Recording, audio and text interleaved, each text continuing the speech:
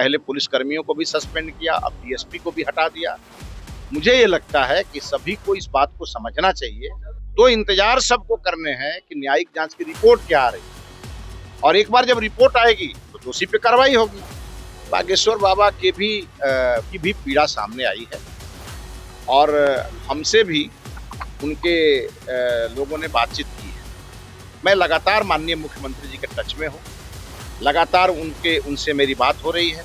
देखिए, कुछ दिन पहले जिस मंत्री पर यह आरोप लगा था कि भरत तिवारी वाले मामले में रास्ता बदलकर जनसभा को संबोधित करने चले गए थे, जी हाँ, मिथिलेश तिवारी आज भाजपा प्रदेश कार्यालय पहुंचे थे, जहां सहयोग शिविर में लोगों से मुलाकात किए, लोगों की जन समस्याओं को सुना। उसके बाद मीडिया बातचीत में उन्होंने कहा कि देखिए, भरत तिवारी मामले पर जो गाँव वालों का मांग है वो तो सब हो ही रहा है।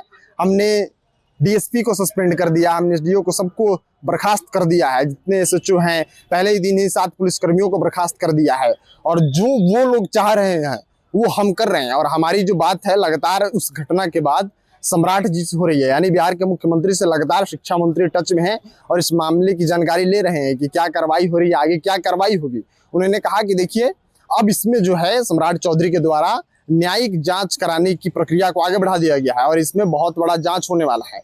देखिए, बिहार के माननीय मुख्यमंत्री सम्राट चौधरी जी ने जिन जिन चीजों का डिमांड जहां जहां से आया, वो सब चीजों को उन्होंने देखते हुए न्यायिक जांच की भी घोषणा की। पहले पुलिसकर्मियों को भी सस्पेंड किया, अब डीएसपी को भी हटा दिया। मुझे ये लगता है कि सभी को इस बात को समझना चाहिए कि माननीय मुख्यमंत्री जी न्याय के साथ विकास पे काम में लगे हैं। और दूसरी बात कि जब न्यायिक जांच की घोषणा हो गई तो इंतजार सबको करने हैं कि न्यायिक जांच की रिपोर्ट क्या आ रही है, और एक बार जब रिपोर्ट आएगी तो दोषी पे कार्रवाई होगी।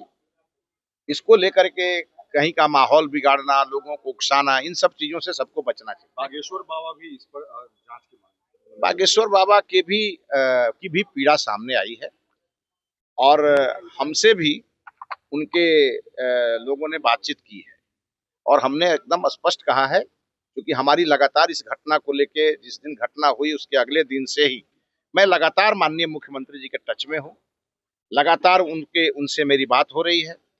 और जो जो चीज माननीय मुख्यमंत्री जी कर रहे हैं वो सराहनीय है।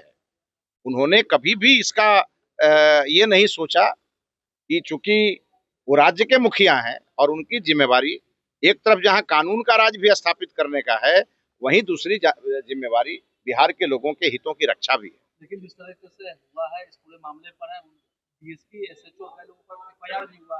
अरे भाई, हुआ है इसका मतलब कुछ गड़बड़ी हुआ होगा, या हुआ है जो प्रथम दृष्टया दिख रहा है, सरकार उस पर कार्रवाई कर रही है।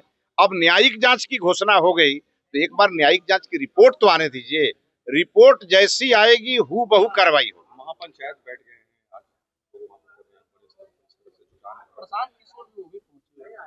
भाई, सब जा रहे हैं, हम कहाँ किसी को रोक रहे हैं, लेकिन हमारा कंसर्न यही है कि जो लोगों ने अभी तक डिमांड किया, कहा न्यायिक जांच हुआ, कहा डीएसपी हटाओ, डीएसपी हटा, तो पहले दिन ही पुलिसकर्मियों को सस्पेंड किया।